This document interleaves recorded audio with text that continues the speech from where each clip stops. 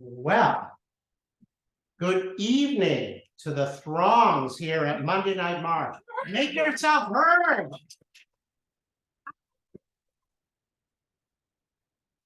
Welcome to the March. Welcome to Monday Night March, my favorite night of the week. You'll never know what you're going to see here. Old, new, everything in between. And sometimes we get to see performers reworking their material, and it gets sharper and crisper. And we have two wonderful performers here tonight. We have Manuel Fernandez and David Kleinberg. Yeah. All right. Quickly, a little pre-show business. Instagram, if you're into Instagram, we're on Instagram at Monday Night March. Okay, but speaking of cell phones, kind of indirectly, can you please make sure that yours is off, or at least the volume is off, so it doesn't ring and throw the, everything, the performers off. We don't want that. All right. Yes, you're right. We have an emergency exit. We are not cheap here, and we actually have two, the door you came in. All right. And even though we have so many of you here tonight, we're going to do a question and answer period with the performers at the end, 15 or 20 minutes. You can ask any questions you have, including folks on Zoom. Howdy, Zoom folks.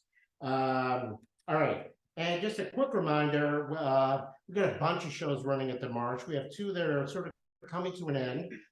Fred Pitts in Aren't You? This is sort of a funny show about him visiting different missions in California and constantly being mistaken for somebody else. And then we have Don Reed, the one and only Mr. Don Reed, with the Never Too Late Show, which is a really wonderful story about how he sort of finally made it in Hollywood, but didn't quite make it, but in the end did make it. But anyway, you'll see some clips of various personalities in his show, blah, blah, blah, blah, blah. Come see it. He's here till September 3rd. Yes, thank you. Where is my mind? I am talking about two shows in San Francisco. Thank you. We have audience members that are on it. So this is here at the SF March. But we also have a march in Berkeley, but I don't want to hold things up too long. But for information on the San Francisco March shows, Berkeley March shows, check them out at the march.org website. All right, phones off. I can feel it. I can tell. All right. In that case, our first performer tonight is Manuel Fernandez in The Many Faces of Chaos.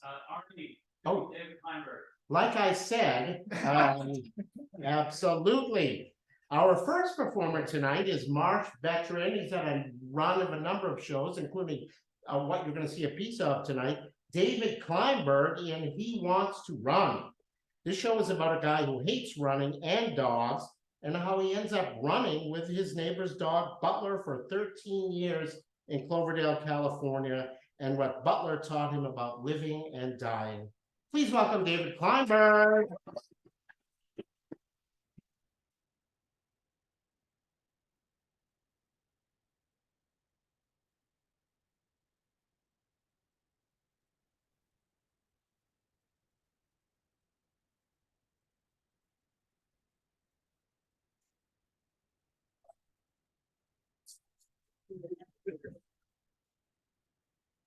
And yeah, I hate running. Running sucks. I played basketball all my life. Running, who wants to do something where you have to listen to yourself? You go swimming, you go hiking, you go running, but you play basketball. It's fun. You do it with other people. But with no place to play ball in this small town of Cloverdale, I'm forced to go running in the country. Hey, where'd you come from? Get the hell out of here. Go home. Get out of here. Anybody know whose damn dog this is? Okay, not only do I hate running, I don't like dogs. And this guy doesn't look like, hey, stop jumping at me. Stop, go. Go! Go! Doggone. I hope going for good. So I continue up the dusty road of Elsie Way. And Nothing but colorless shacks up and down the street.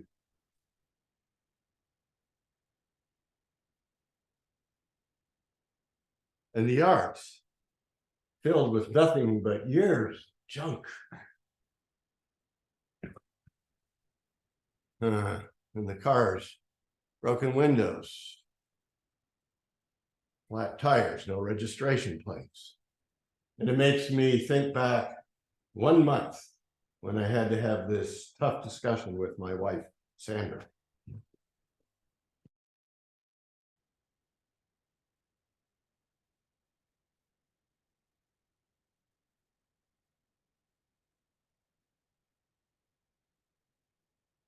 David, did you not see the termite report? Honey, we've been looking for a vacation home for a long time now.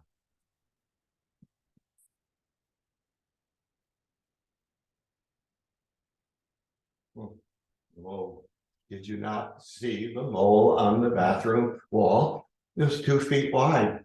I swear it was getting larger as we looked at it.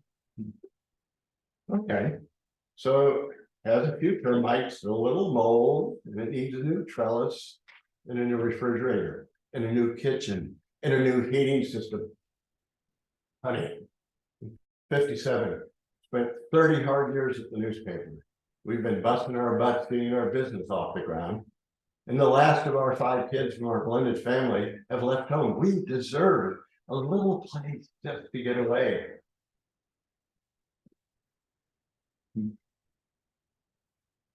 Just wish it were on a little nicer street. But we'd be on the good end of the street. There'd be nothing but an unimpeded 1-minute walk to the Russian River. Well, I like the fact that the very beautiful beach, and I can see our grandkids with little frog nets, and the great blue heron, and the white egrets, and those swaying cottonwood trees. And I like the fact it's on a ½ an acre of land. I've always wanted my own fruit orchard. And I could see myself in that tool shed making preserves. Once we get the rat food cleaned out. Yeah. That was 1 month ago. And now I am turning the corner onto McRae Road. New house keys in my pocket. Sandra back at the tool shed, cleaning out rat shit. The sun is bright, the spring air is cool, and the land is shooting. Oh no, stupid dog is back again. Okay, he's brown, got his ugly face like a boxer, but he's built more like a lab, and well, he's 100 feet ahead of me, and now 100 behind, and now 100 ahead, and now we're coming up to this house. There's an old man with a long white beard sitting on his rocking chair on the porch. Hey, get your damn dog on a leash. Sorry, sir, he's not my dog. I don't give a crap. Get him on a leash or I'll call for the sheriff. Yes, I will. Yeah, well, that's gonna make a great. Whoa, 4 Doberman pinchers behind that low cyclone fence. Hey, doggy, don't go near those Dobermans. I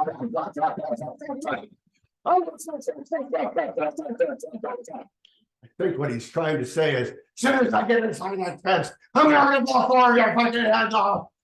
One of the Dobermans clashes high along the fence like he's about to get out, and then silence. The ritual's over. And now we're heading toward the train tunnel. It goes through the mountain near the river.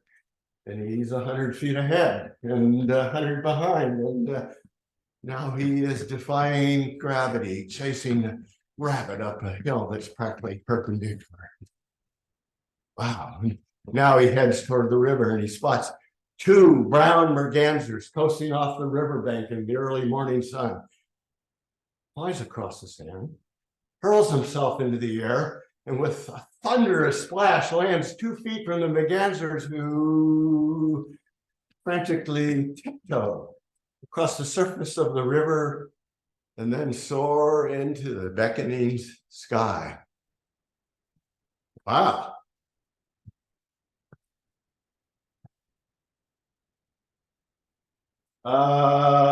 Hey Sandra, how's it going here in the tool shed? Well, I could have used a little help. I've cleaned out about 5 pounds of rat poop, probably have another 10 to go. Did I see you running with the neighbor's dog? Well, I didn't have much of a choice. Apparently the neighbor doesn't believe that his dog should be in the house, so I'm gonna have a talk with him. Dog seemed friendly. Well, at one point he just disappeared for 20 minutes. Like, what am I supposed to do? He's not my dog.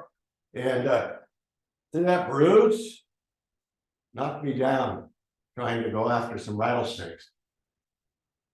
David, I don't know what it is about with you and dogs. We've been married for 17 years. I've always wanted to have a little dog in the house like I did when I was a kid.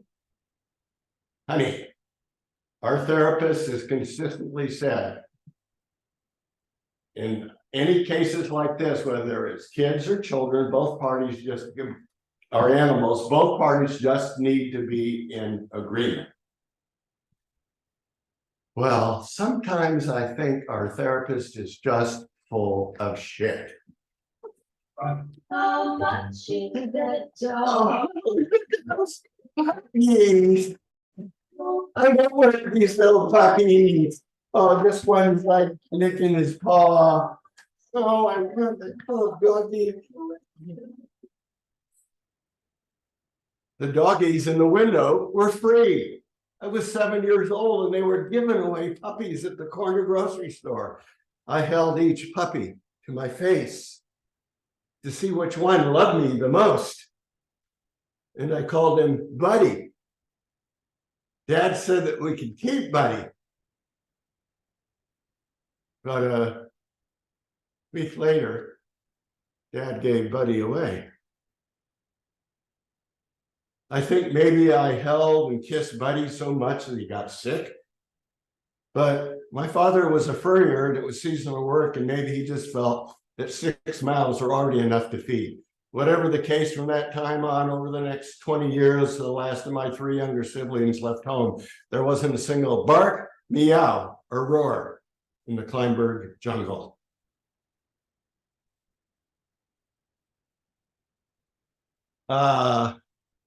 Hi, my name is David Kleinberg, and me and my wife Sandra purchased the property across the street. Just want to introduce myself.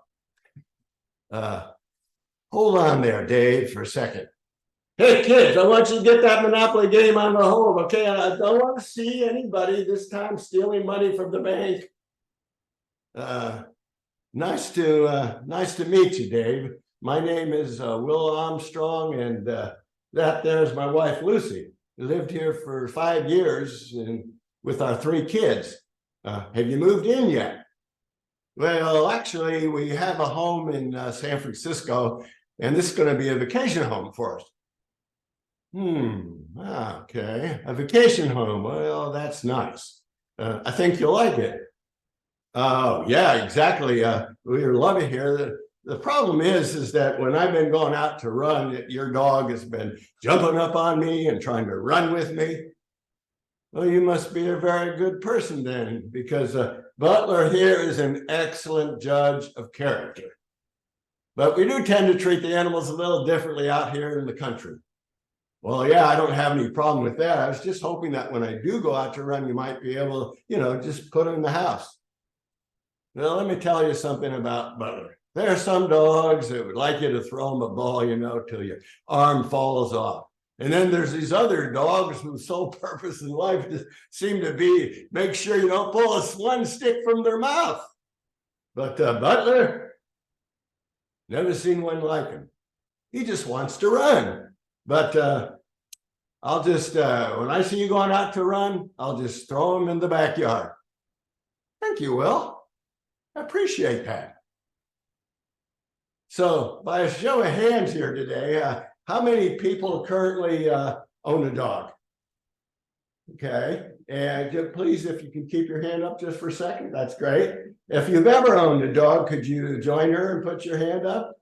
Good. Now, I was going to say, if you just plain like dogs, you could put your hand up, but there's nobody else here tonight because it's such a small crowd.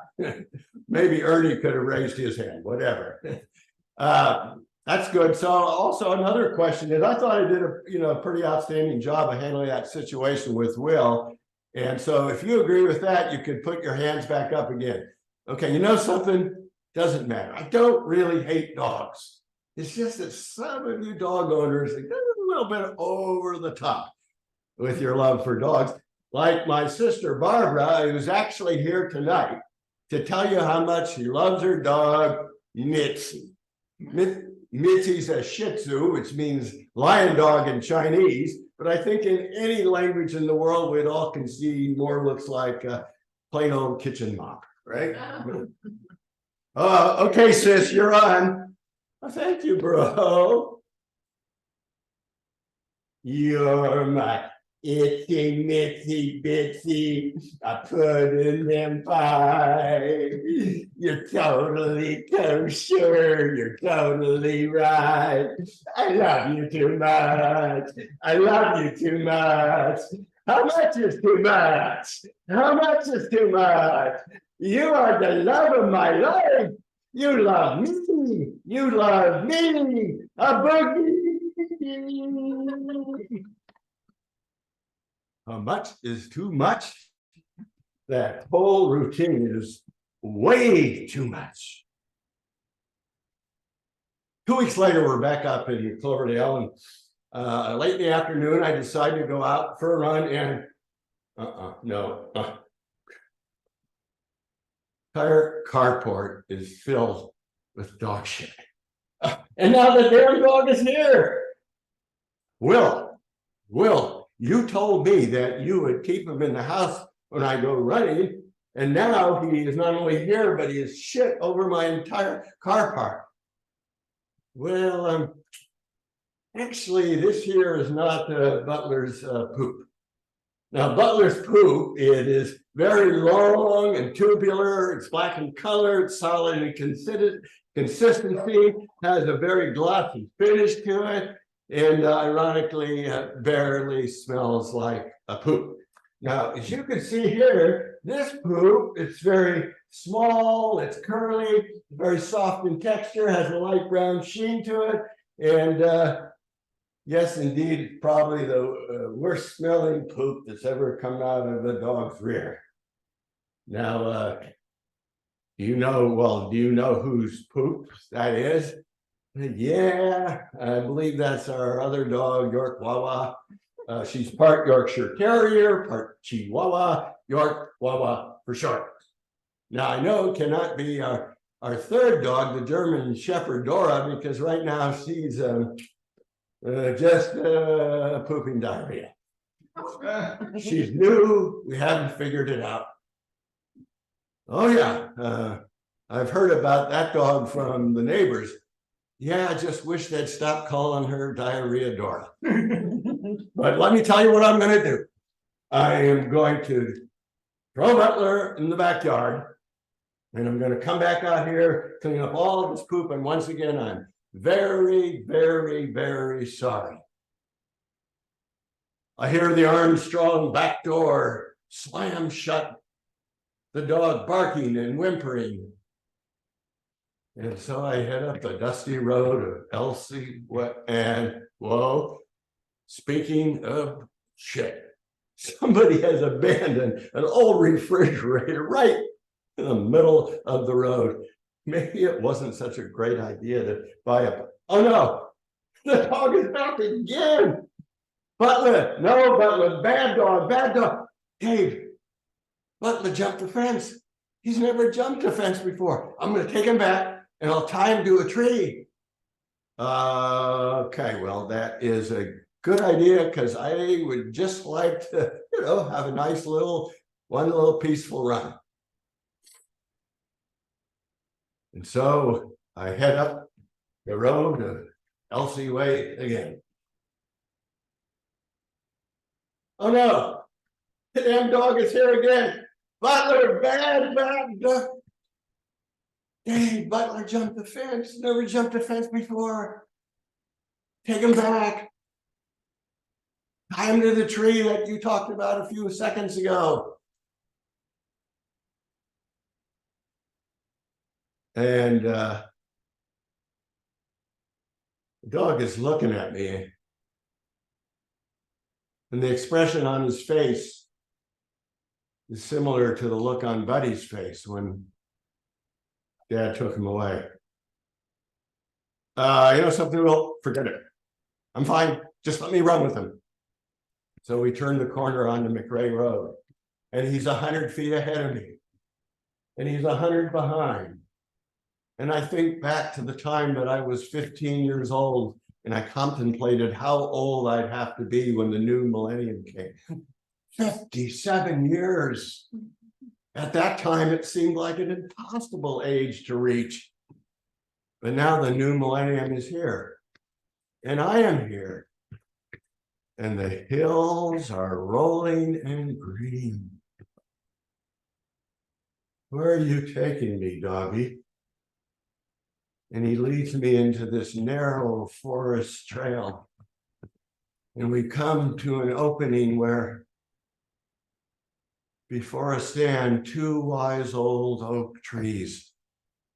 Their arms are outstretched to greet us in a late day golden pot of dew.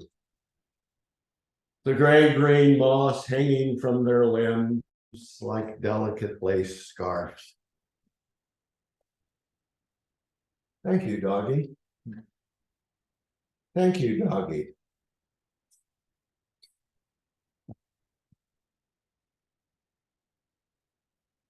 Hey, honey, I ran with that dog again. You did? Yes, his name is Butler.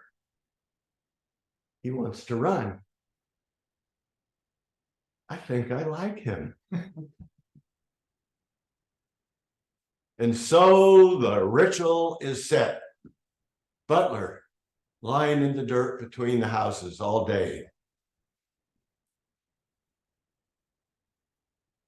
When's he gonna come out? When are we gonna get to run?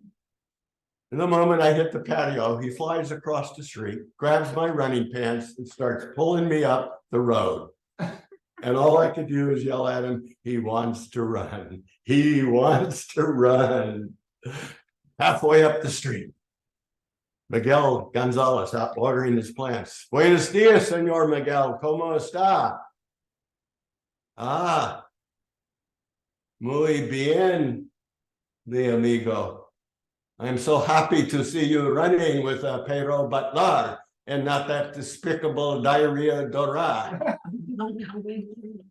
Miguel and his family, his wife Carlita and their 4 kids aged 2 to 8 moved here to be near 5 years ago to be near his brother. You see the 49er game Sunday? See, Senor Jeff Garcia, he threw 4 touchdown pass. And the Niners are going to the playoffs. Ace extraordinario. 20 minutes later, the sound of Sulphur Creek rises up to greet us. But I'm actually thinking about this stupid microwave oven that I'm going to have to take back. Now, Butler, he is already out there chasing wild turkeys. Can you believe that? And now I'm thinking about my mom, who going to have to be transferred on Tuesday from assisted living to memory care. Man. And Butler, okay, Butler, yes, he's back. You're a very proud puppy, turkey chasing buddy. And I'm thinking about, man, how long am I going to have to wait at the DMV on Monday? Okay. Why is it then when there isn't a crisis going on, I can't seem to turn this off? Maybe that is why I like to play basketball. When I'm on the court, I don't have any time to think about, why my friend James defriended me on Facebook last week. I see an open man, I fire him the ball. My man doesn't come back, I double team the ball. I get an open shot, I let it fly. Hey, Butler. Eckhart Tolle says, in the power of now, nothing ever happens except in this moment. And Butler gives me this look. Dave, why weren't you chasing those wild turkeys with me? OMG. And after our run, we retreat to the most quiet place on the property, below the rapids, underneath the tree. Here, there are no honking cars, no fire engine or police sirens, no gray skies, no homeless tents. Am I an asshole for not wanting to spend more time dealing with the world's problems? To just once in a while sit here and listen to the gurgle of the rapids. Watch the swallows fly through like little jet fighters. And high on the swaying cottonwood trees, the wind snaps the little leaves and they tumble down like parachutes. Hit the water, go downstream like a flotilla of yellow sailboats. And lazy Butler, missing it all, fast asleep. Hey, Butler, can you quit hogging all the sand? And after our nap, we head up to the house. And there in the middle of the street, an ambulance, a fire truck. Will, Miguel, what's going on here, Will? A kid named Calvin lives there. He's overdosed again. He's overdosed on what? He overdosed on heroin, and he's supposed to take care of his sick mother.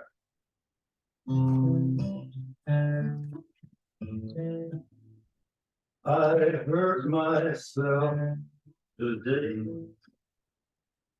to see if I still feel.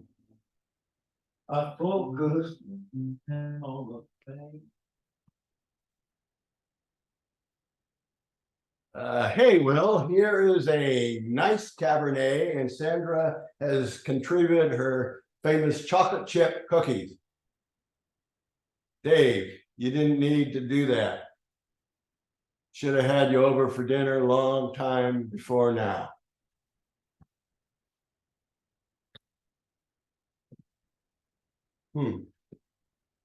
Will has barbecued chicken and steak. Lucy has contributed her sweet salad.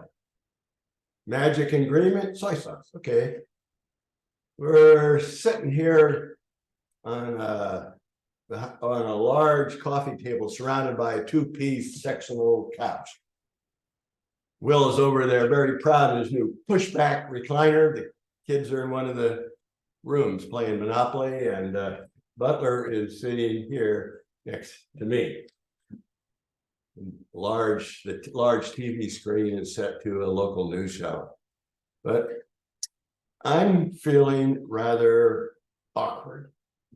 In the space of a few months, we've been able to replace the small front windows with large panes to take in these gorgeous sunset views crawling up the mountain.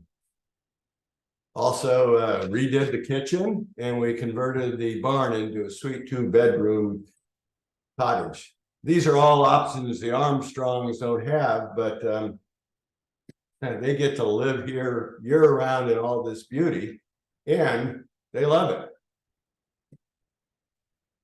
So, Will, I wanted to thank you for using your tractor to smooth out Elsie Way after the rains. Nothing, Dave. Going to use it again tomorrow to push some sand over the river rocks so we have a smooth, safe path to the beach. Well, Sandra and I would like to contribute a nice picnic table and a bunch of chairs. We'd be set for the summer. Also, I've been running with Butler now for 3 months, and every time we come up here, he's been spending practically all his time over at our house. Is that okay? Dave, I have a full-time job as a mechanic. Full-time job taking care of this property. Lucy's at the hospital 3 nights a week, and we got 3 rambunctious kids. Now, if you were willing to run with all 3 of my dogs, I'd erect a statue of you up at the top of Elsie Way and rename the street Kleinberg Boulevard.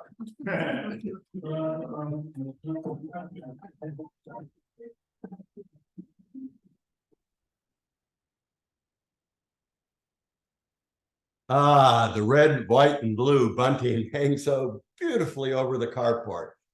We have about 25 people up here from the city today, and several from Elsie Way.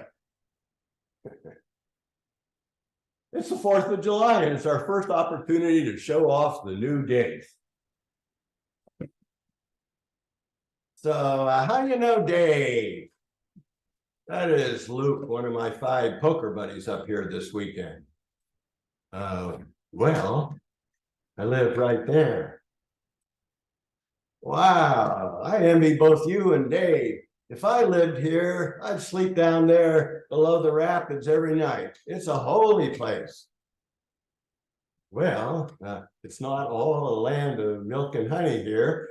There are some odd people on the street, besides Dave, of course.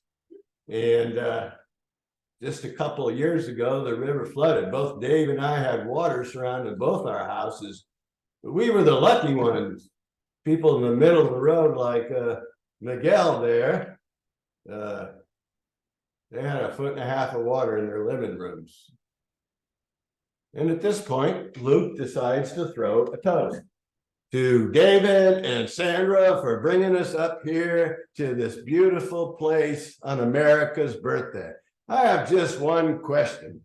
What was that photoshopped invitation sent out with Dave and that dog there flipping burgers for us? I thought Dave was the biggest dog curmudgeon between here and Alpha Centauri.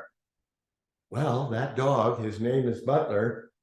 He just started running with Dave and wouldn't give up.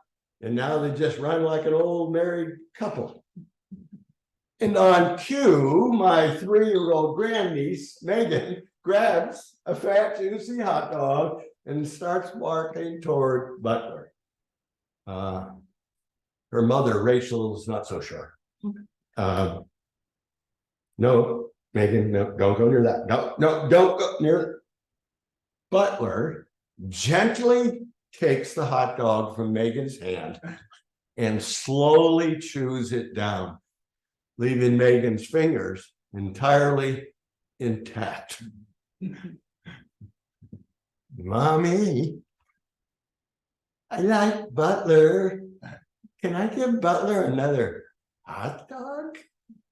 And of course, everybody there starts chanting, "One more dog, one more dog." And after everybody is eaten, we all head down toward the river, led by Butler, Megan, and all the other kids holding American flags in one hand, frog nets in the other.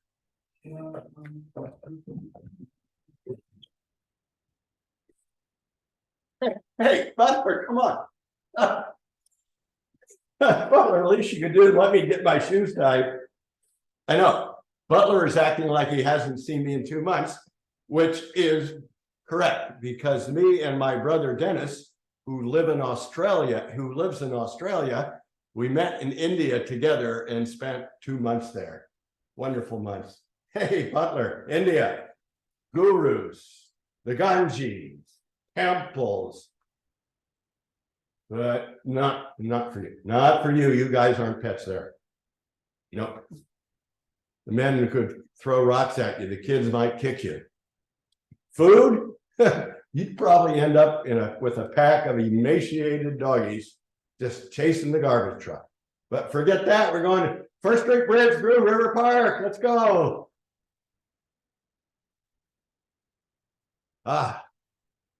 Buenos dias, Miguel. Come on. What? Wait, Miguel. He just ignored me and walked into the house. what the hell is going on? Oh my God. He's selling his house. He's not selling his house. Wells Fargo is selling his house. So we turn the corner onto McRae Road. Butler is kicked into high gear, but I've down throttled to ponder the significance of what's been happening to many of the Elsie Way residents during this 2008 recession.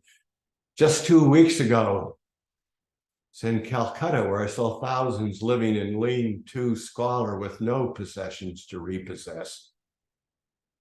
And now, Miguel, we get to First Street Bridge and we turn back. And I'm thinking, why is it that I have two beautiful homes in Mel, and Miguel might be losing his one modest American house? And I'm thinking, well, maybe what I should do is just stop at Miguel's house and say, Miguel, okay, how about you, Carlita, and the kids just move into our place till things get better? Like, you know, we could come up, when we come up, we could just stay in the guest bungalow, and we could probably have some, you know, great barbecues together. Yeah, that's what I'll do. Well, what would Butler say? Probably, hey, the Armstrongs are always moving new dogs in on me. What the fuck's the big deal? Yeah, I'll just talk with Miguel. Well, I think I better talk to Sandra. Yeah. But what's going to happen to Miguel and all the other Elsie Way refugees? It's Elsie Way. If you can't make it there, you probably can't make it anywhere. And like the wide, roaring, chocolatey Russian River, it all seems way too big for me.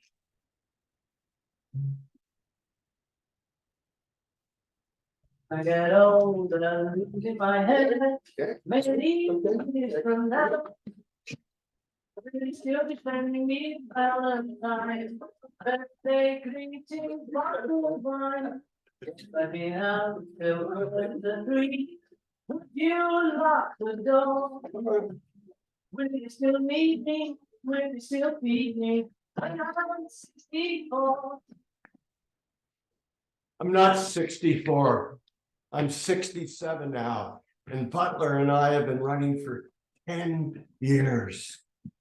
No more 100 feet ahead and 100 feet behind. And well, I've had to stop playing basketball for a while because of sciatic nerve.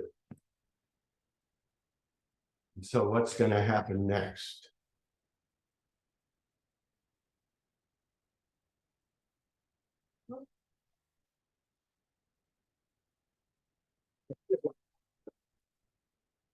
Thank you so much.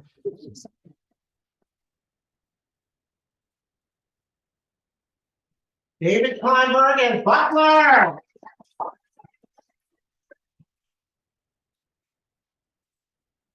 Terrific story. All right, our second and final performer this evening is Manuel Fernandez in The Many Faces of Chaos. This piece is an autobiographical account of Manny as a kid. He talks about spending his teenage years in foster care, the times he spent in Juvenile Hall, getting jumped into a gang, and finding salvation when he started karate and ballroom dancing. Please welcome Manuel Fernandez.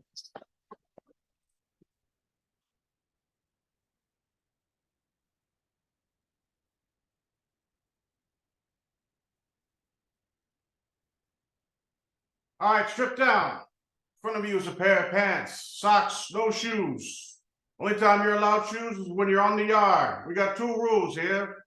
Rule number one, you will not give my staff any dirty lips or looks. Rule number two, if you break rule number one, there will be consequences. First offense, 3 days solitary. Second offense, 5 days. And if you keep fucking up, I'll leave you in here forever.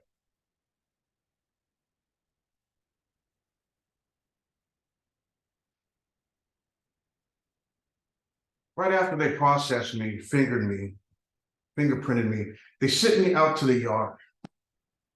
Now here I am, my first day at Juvenile Hall, 14 years old. I'm the new kid.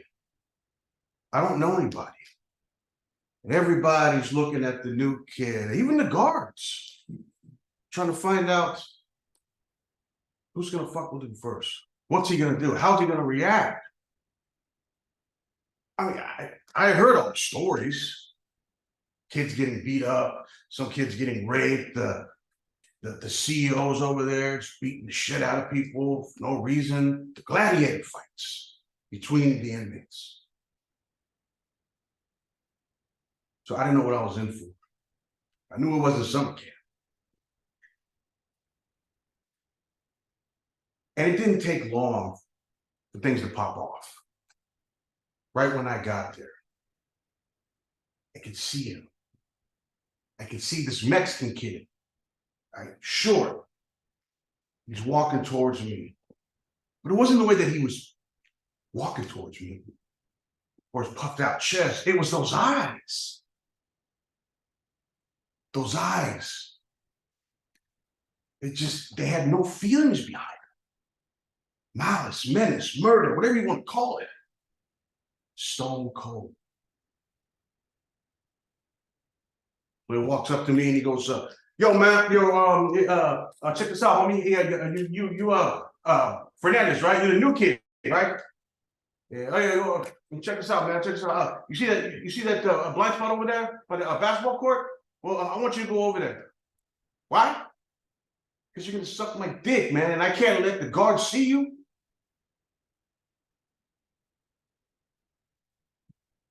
At first, I thought he was kidding. I really did. But then he wasn't smiling. And then I knew I was fucked. Now I knew that I couldn't punk out. I knew that I could not turn away. Because if I did, I'd be his bitch. But not only his bitch, but I'd be everybody else's bitch. And everybody would take a turn.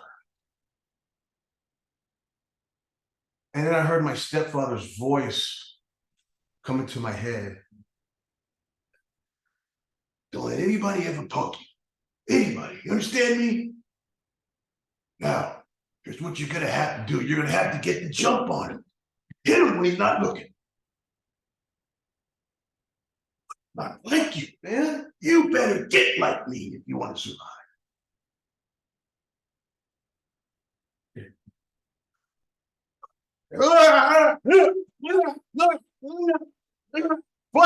Fight, everybody down,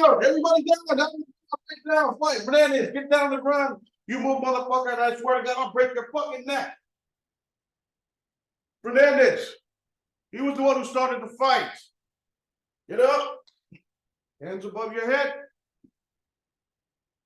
hands behind your back.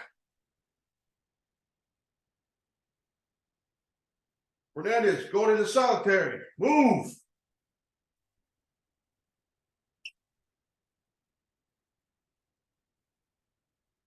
Open 6.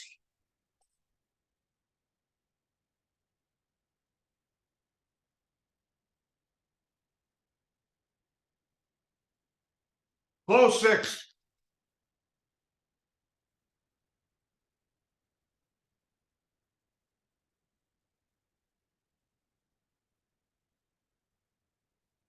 soon as I heard the door open, my heart dropped. As soon as I heard it close, man, felt like a snake.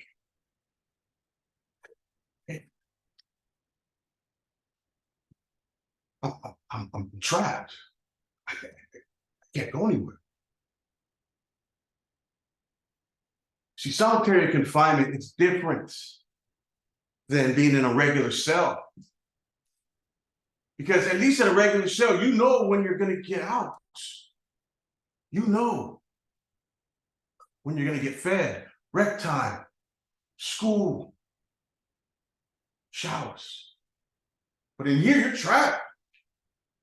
Time stands still.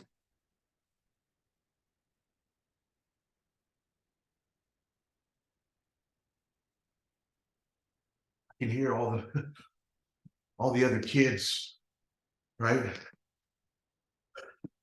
besides me, across the way from me. And they're pounding and they're yelling, yeah, fuck you, fool, yeah, fuck you, puro norte, home, puro norte, tu sutreste.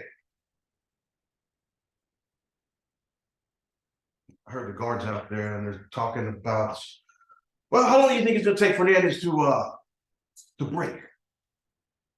I don't know, a day, two. Yeah, I'd say maybe about 8 hours.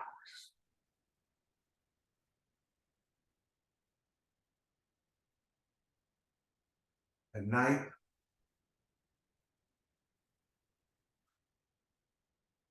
when the lights go out, all the screams die down. Only then can you turn back into a kid and not a prisoner, not a number. Shouldn't be here. I should be getting ready. Go to high school, be with my friends. I'm locked in this cage, and I got no idea when I'm getting out.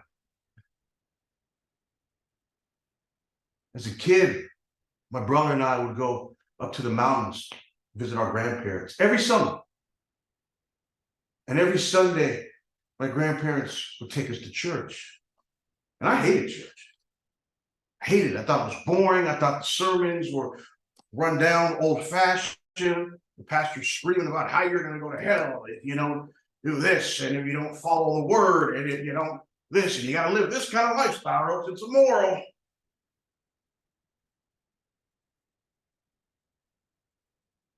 But now I need God. I need him to come get me out of here.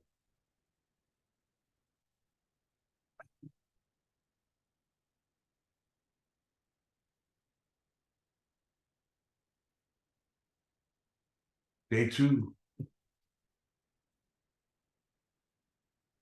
Now, to help me from going crazy, there's all these different lines on the wall, because the walls are made of bricks, okay? Bricks and stones. You can't get out, you're not anywhere. But they got the lines. That's what I want to do to keep my mind busy. I'm going to count them. 1, 2, 3, 4, 5, 6, 7, 8, 9, 10, 11, 12, 13, 14, 15, 16, 17, 30, 31, 32, 33, 34, 6, 7, 8, 9, 40, 40, 50. Ah! Woohoo! Lost count. It's okay. It's okay. You got time. You got time. Let's try it again. Let's do it again. Okay. 50, 40, 30, 20, 10, 9, 8, 7, 10. Ooh, it's okay. Oh, it's okay, right? Yes.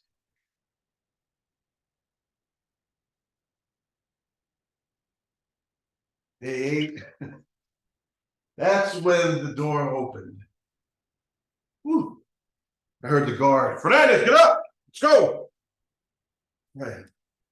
Hands above your head. Hands in your pockets. Eyes forward, Fernandez. Don't look at me. March.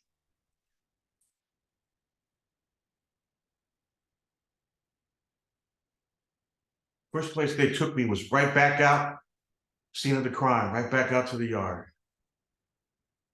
8 days. The first thing that happened was that sun. I could just feel that sun just hitting my face. And the wind blowing through my hair. And I'm just thinking about when I was a kid. I was little. Saturday mornings. Getting ready for baseball. And then reality came back. And now I know where I'm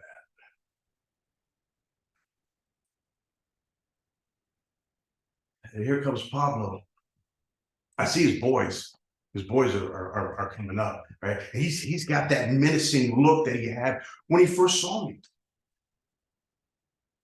But now he wants revenge, man. Because you can see it. You can see his homeboys talking in his ear, right? Revenge, revenge. That's what I can see in his face. Revenge, revenge, revenge, revenge. Here he comes. I want to go back to something. I can't punk out. And in my stepfather's voice came back into my head again. Get the jump on him. Don't even say anything, just hit him. Get the jump.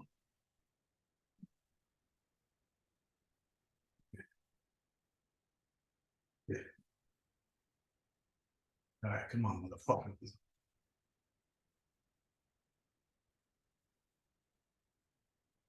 When something happened, Pablo's eyes shifted from me over to this Mexican guy next to me. He was tall, he had tattoos on his neck, tattoos running down his arms. Pablo's backing up. Now, the guy's name was Hector. Hector was a member of the Norteños, Pablo's rival. Pablo was a member of the Crips, so they hated each other. Red, blue, red, blue. So Hector turns to me and he goes, "You're Fernandez, right? The new kid. Orale. I saw what you did to Pablo. I hate that motherfucker, man. Look at it. Look at it. It's a fucking disgrace to his own people, man. He's a fucking Latino and he's hanging out with his fucking pinche mayates. Don't worry, eh? We got your back." Now, Hector kind of took me under his wing as a little brother. He was older, he was 17 years old. He'd been in and out of Juvenile Hall since he was 8. Got jumped into a gang at 10. So at 15 years old, 16, man, he was already grown up. He already seen the world. At least his world. But that protection came at a price. Every time that he had a problem with somebody, right, instead of getting his hands dirty, he'd reach over and go, "Hey, Fernandez, you see that motherfucker over there, man, that fool? I want you to beat his ass." What was I gonna do? Say no? Just walk up. I wouldn't say a thing. Next thing you know, man, the guards just rush me right back into solitary. But I never said a thing. Hector always told me, talk is cheap, man. Just fucking hit those motherfuckers, eh? Hit them. So I go back in and out of solitary, but this time when I come out, it's like a hero's welcome, right? Welcome home, man, from war. Because now I'm a little bit more seasoned and my value went up. Not only to Hector, to myself. I'm not a fighter, never was a fighter, I was a jock. But now here I am in a different world, in the jungle. So one day on the yard, Hector and I are walking and he's giving me a, one-on-one on how to survive here. It's like, yeah, you see those Asians over there, man? Fucking call them a Desto Hit Squad. Some crazy motherfuckers, man. Crazy motherfuckers. You know what they'll do, man? Take a fucking pencil in, stab you right in the neck. But it's okay. I heard one, I don't know if it's true or not, man, but I heard one dude, he cut off a dog's head and he used it for stew. That's some sick shit, man. That's some sick fucking shit, man. But as long as you don't fuck with them, they won't fuck with you. Over here, man, you got the fucking sueños. Sutlese, fucking marks, man. The fuck you looking at? Yeah, that's what I thought. Don't go anywhere. Anywhere. Alone, man. Motherfuckers will not fight you fair. They'll get you in the shower, man. They'll jump your ass. Of course, you know Pablo. Motherfucker, man.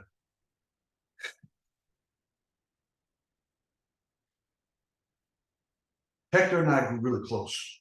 Like I said, he was like a big brother to me. He looked out for me. But again, like I said, it came at a price. One night we're in a cell. And he tells me to take off my shirt. And he's got this staple that he ripped out of a magazine. And he's carving my back. He's carving the number 14, which is a number that the North Daniels played. I'm just sitting there, man. My back's all bloody. Oh, God. It's just going, Fernandez, I went to court today. Yeah. Judge said, you know what, man? You can get out of here 3 weeks when you turn 18. 3 weeks.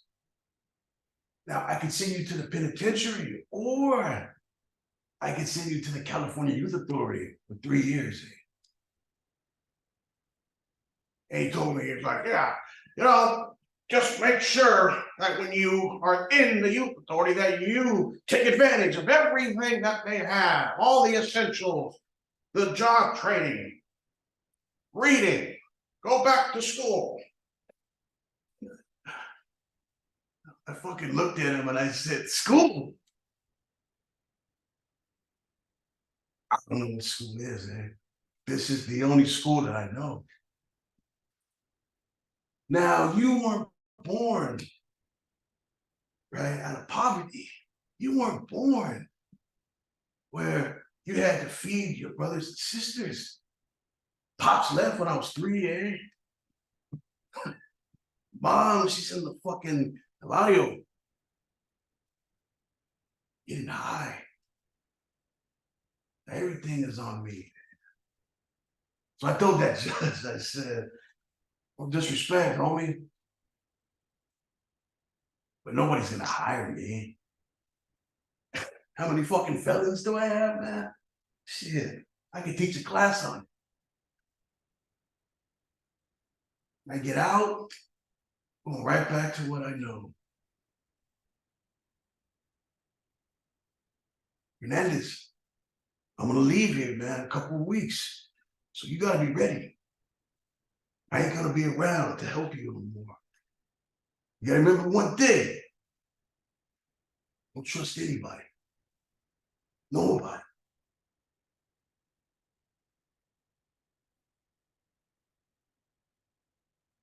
Three weeks. And he turned 18. And the judge did what he promised. He shipped him off to the California Youth Authority instead of the federal penitentiary. I got word about a month later that Hector had been shanked in the shower, bled out. But like as he always used to tell me, man, that's the game, hey. That's the game. That's the life. So his knowledge helped me get through this, right? We'd be in the lunch lines, man.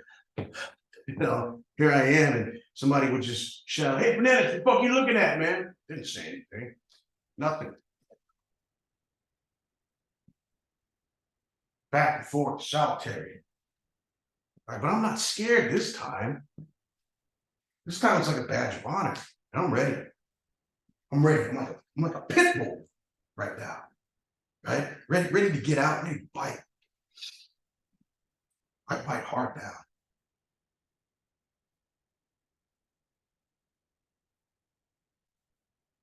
I'm getting out. But I'm not going home. I'm going to a boys' home in Stockton, California. Going from one prison to the next.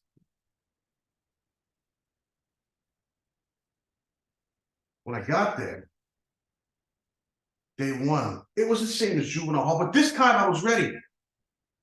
I had a kid come up to me, man, and he grabbed my pillow, all the stuff that I had in there, the clothes, toothbrush, everything. He was like, "Yeah, this is mine, man. This is my new kid. This is mine." So I grabbed a pencil. I said, okay, that's yours. Huh? All right. And I shake him. I shake him right in the leg. It's like, oh, what the fuck are you doing? What's that for, man? Took what was mine.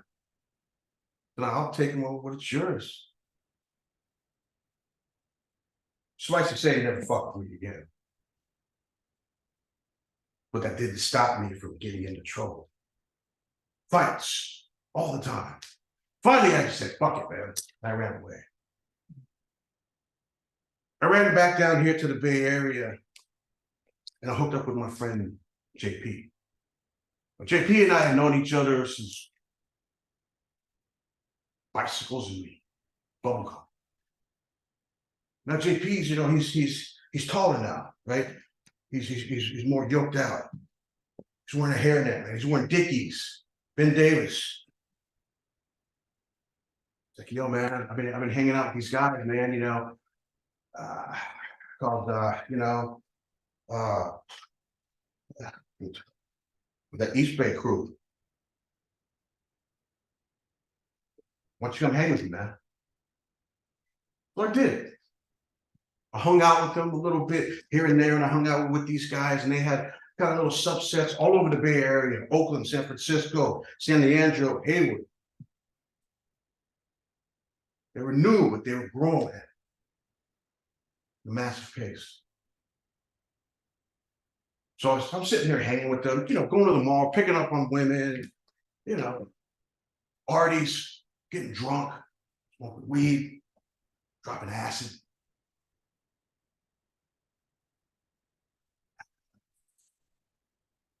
I like this.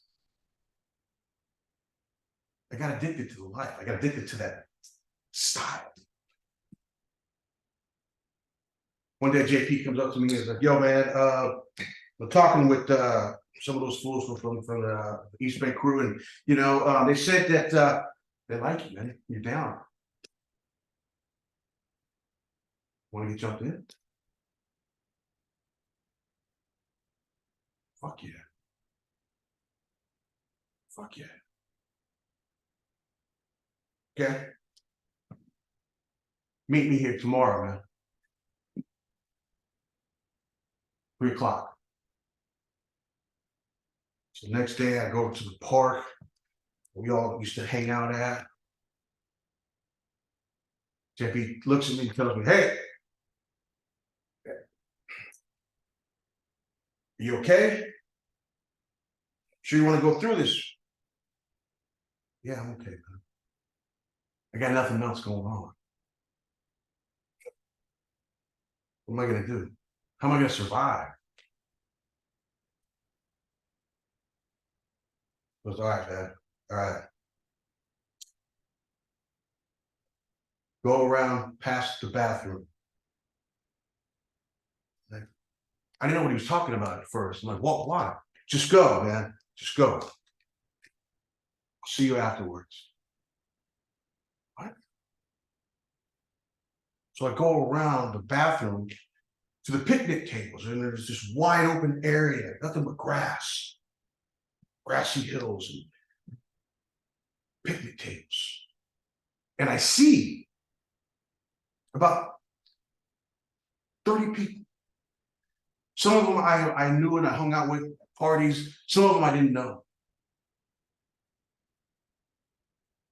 They're looking at me and I'm looking at them. And one of them yells, all right, you ready? Want me down? You ready? Yeah.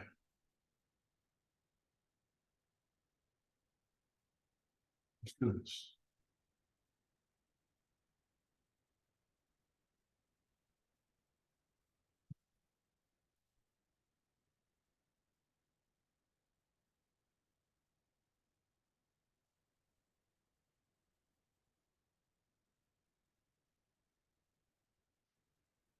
Have another round of applause for Manuel Fernandez.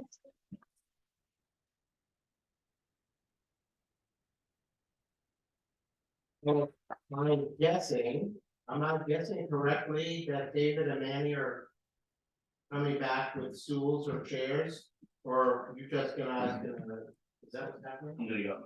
Okay. We can be casuals here.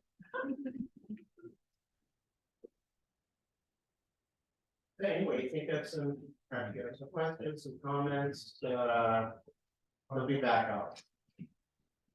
Sometimes it takes a minute for performers, when they going through an emotional thing on stage, they need a minute or two to decompress, we have to talk about it. An issue.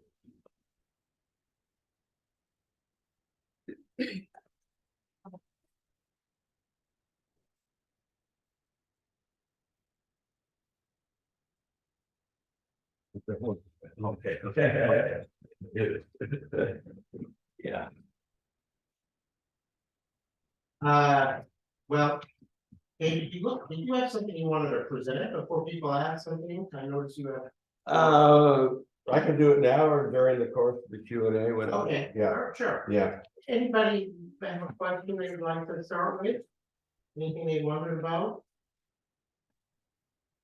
I just want to make a comment. I've seen you both do these presentations before, and it seemed like it was a little different for both of you. Each of you had added some other stuff in, it seemed like, at least from what I remember. But it was very smooth and it seemed very good, and you guys did a really good job, both of you. Thank you. Maybe I have a question for you.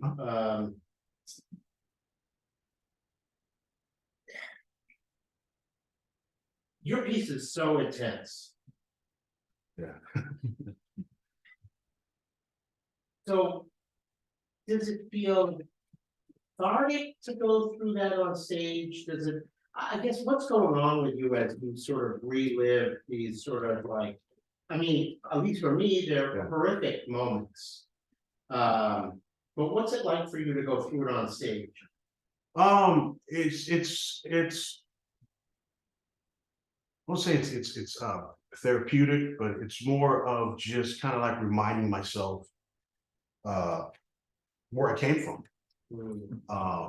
You know, even you know, a lot of the stuff, a lot of the moments, a lot of moments that I talk about in the piece, they're, you know, they're dark moments. But that's where I came from. That's my story. You know, it kind of made me the person that I am today, and just you know, I mean, I always say that, you know, when everything is going great, I don't learn a thing. You know, I learned absolutely nothing.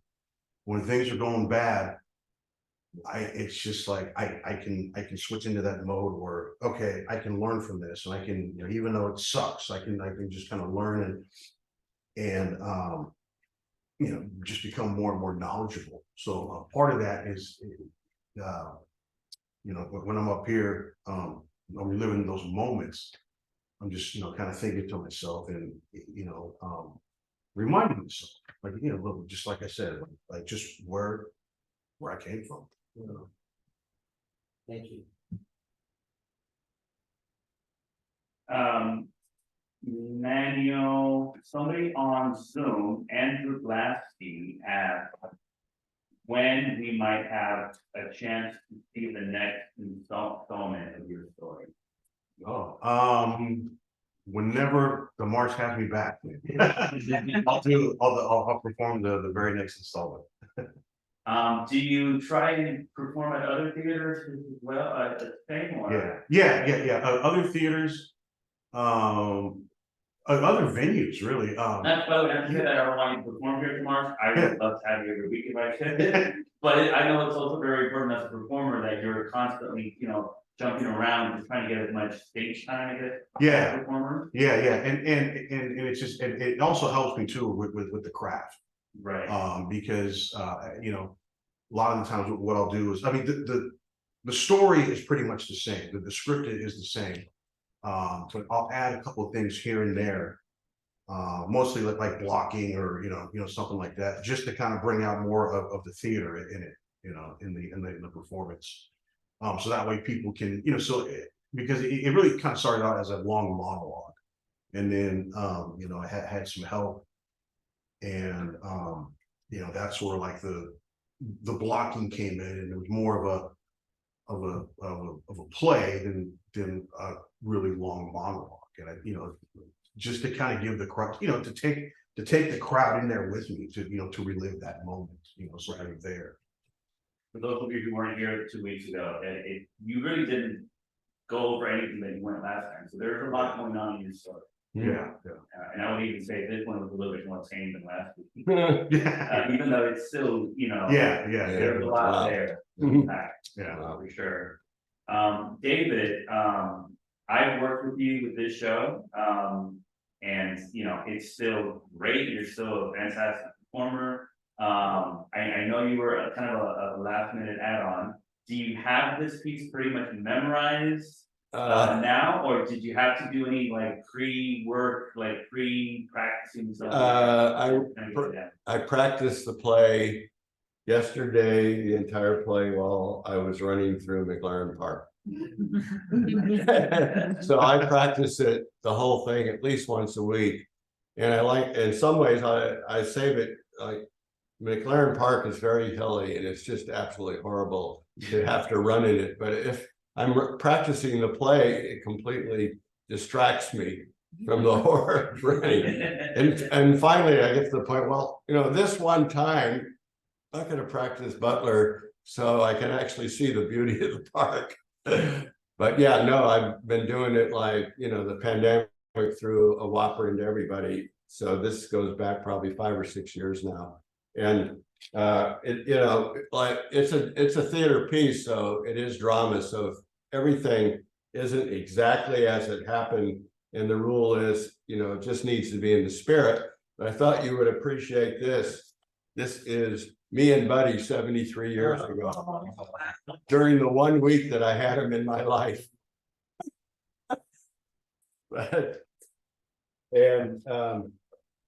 So what you saw was the first 2 acts. The final act deals with us running to the point where Butler can't, he's aging 6 times faster than I, and the inevitable happens. And we get to the point where he's there at the doctor to be put down, and I say to him, Butler, please don't go. And he says, Dave, it's my time now. Someday it'll be your time. Remember what Eckhart Tolle said, let the plants and animals teach you how to accept what is, and let them teach you how to live and die and not make a problem out of living and dying.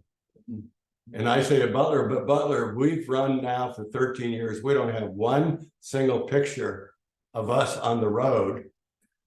And Butler says, Dave, this relationship has never been about Instagram. And I say, well, what is it? You've taken me to all these incredible places. And then his response is, of course, I've been trying to tell you, spell dog backwards. So here's the only picture that I have of Butler. And it wasn't on the road. It was on the property after the flood. So that's what Butler actually looks like. And the river came right up to the houses then, and destroyed all the fences. And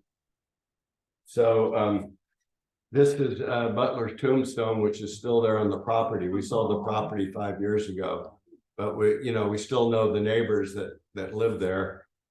And that's his tombstone. So the amazing thing is, on September 10th next month, I'm going to be doing this play at the Cloverdale Center for Performing Arts. So there'll be people in the audience that know the name of First Street Bridge and River Park, and some of them probably will have seen me and Butler running during that time. So I'm pretty excited and scared about that. That's really special for you to perform the piece and where it. Oh yeah, and it may be the last time I perform it, because it's just hard to do a full-time, piece anywhere now with the, theater the way it is. And yeah. So Oh, so you're not, if you swear to the fact that you won't go up to Cloverdale to see it, I will tell you how it ends, which is very interesting and unexpected. You know, Butler passes and we bury him on the property there with the tombstone and all. And then in the final act, I tell Butler when Will's pushing dirt into the grave, you know, I'll see you soon, Butler. Don't worry, I'll see you soon. And then the next scene is I go into the house and I fall asleep. And I don't, and then I don't know how quick does soon, I don't know what soon means. Well, I find myself waking up in the middle of the street. But the street's now paved and there's a brand new Tesla in the parking bay. And this strange man comes out of my house, in the 40s, and he's got thick black hair. And I don't know who I've never seen him, but somehow I feel I know everything about him. And then I realize that I am completely covered with long brown hair and I have paws, and he's screaming at me. He wants to run. And so we're running again. I've been reincarnated as a dog and Butler's been reincarnated as a human. That's awesome. I've had a lot of fun with this. And I know you say you're a ballroom dancer. Yeah, You want to hear something? Have you ever been to this theater upstairs? No. Okay, well, backstage, 40 years ago, before Stephanie bought the place about 35, that had been a ballroom up there. Oh, really? Yeah, even if you go to the green room in there, there's a sign that says National Smoothie Dancers. Oh, wow. My mom used to dance up there then. Oh. So when I've been backstage there, you know, doing shows, you know, I can talk to my mom and dance with her. Isn't that unbelievable? Yeah. That was actually part of your pre-show ritual. Again, I was attached to that. Yeah. Yeah, you were performing on the exact same stage that your mom was. You were Yeah. all dancing. On Right. the same floor. Yeah. Yeah. As I told Manuel that my pre-show ritual is essentially to lie under my jacket on the floor and try to get as close to sleep as I can.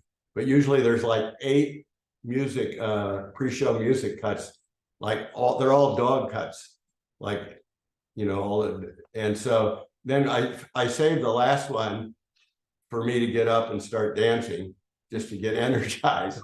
So for this show, of course, the last song was Who Let the Dogs Out? And when I did a piece about my years as an Army combat correspondent in Vietnam, and the last cut for that one was Born in the USA. So it's fun. I've had a lot of fun doing this. Manuel, I have a question for you. Only, because we actually have an audience. Oh, we do that. Oh, I'm sorry. Of course. Yes, no, please. Do you own a dog now? No, Okay. but I do like dogs. Yeah. It's just that, you know, my wife and I are pretty old. We don't really have time, you know, for a dog. The time it takes, because we're pretty busy actually for our age. But thanks, that's a good question. Yeah, Butler was yeah. Manny, I don't want to assume what kind of life that you live now, but it doesn't really sound like you're kind of in that world anymore. But if you're not, and please tell me if I'm wrong, but was it hard letting go of some of the people that you knew from those days? Because the thing is, you would ideally like to keep some of those people in your life. Yeah. But you kind of like have to figure out a way of keeping them in your life without getting involved in the things that you were doing. Yeah. Have you been able to do that with some of the people that you were in contact with, or did you just have to just say, you know what, like everyone, I just think I can't do this anymore? No, I mean, I slowly just kind of, you know, got away from them, stopped hanging out, but it was really kind of at a snail's pace, you know. And what what got the ball rolling was, when I was 17 years old, I started, practicing martial arts. And so I became obsessed with it. Like, that was my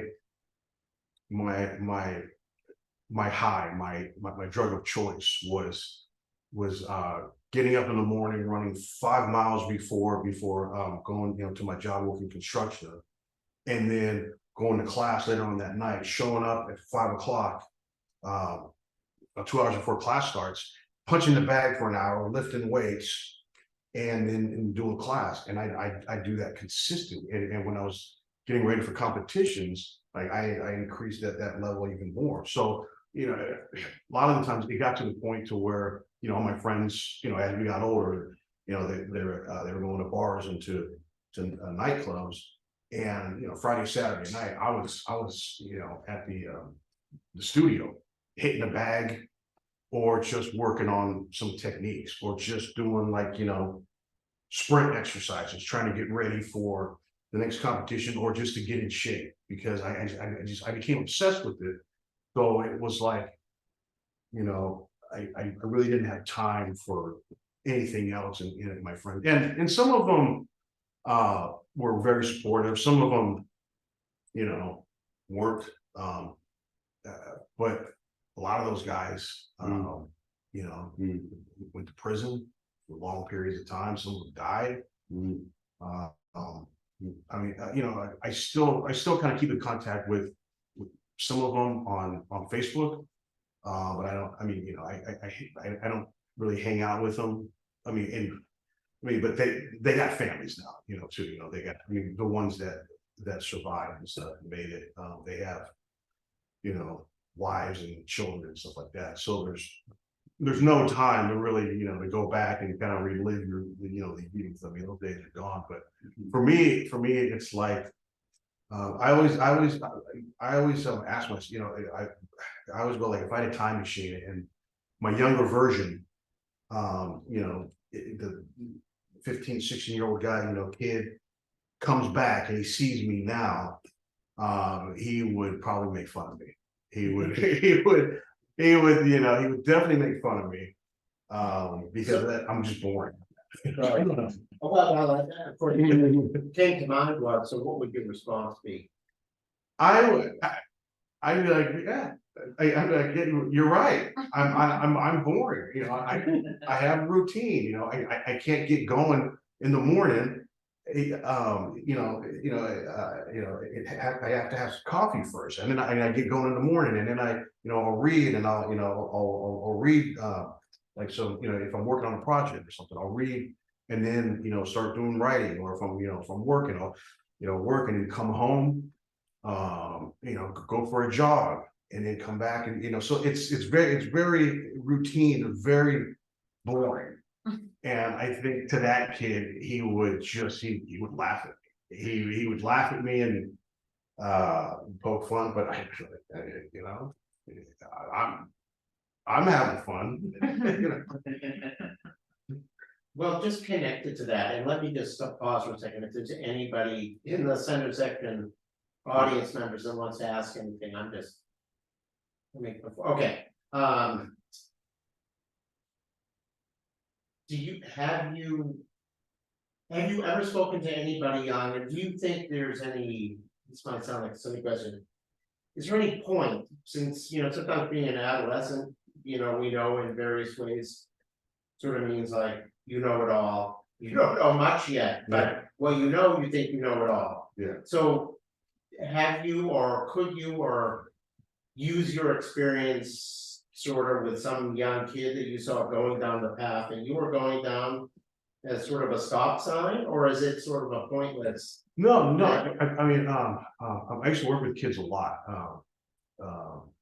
I taught kids martial arts for years, and just working with them, and I taught a lot of after school programs, and so I work with kids a lot. I consider myself a very easygoing person, and don't really get mad a lot.